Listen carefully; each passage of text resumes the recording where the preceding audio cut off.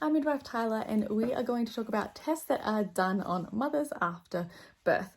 So it's definitely not as extensive as what's done on a newborn, but there are some basic things that we like to check before you go home, or if you've birthed at home to make sure everything's fine. If you've lost more than that 500 mils of blood, then typically a hemoglobin level is done. And if that's shown as low, then we might go on to test iron. Some women may require an iron infusion or even a blood transfusion if those levels are really low. Some women may just be put on iron tablets to go home with. Another test that's done is abdominal separation, and typically we will get women to lie flat. We will feel in between their stomach muscles and get them to sit up. What we can feel is how many fingers can fit in a gap and what that separation is. This may be done at home, or even a physio could do this.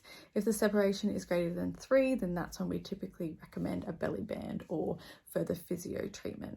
Another thing we may do is check stitches, whether it be from a cesarean or on the vagina. We check that there's no signs of infection and everything is healing well. Other checks we might do as well is checking breastfeeding, if that's how you're choosing to feed, checking attachment and nipples, and checking that your breasts are okay and there's no signs of mastitis. And a very important check is to check how you're doing with the transition to motherhood, how you're coping, how you're feeling. It can be very normal to feel those up and downs in the first 3 days, but as it gets on to past 2 weeks, it's really important that if you're struggling, this is a good time to seek out support.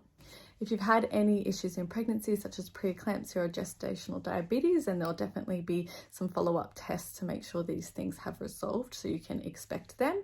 But it's great to talk to your healthcare providers about what you can specifically expect to be tested after birth.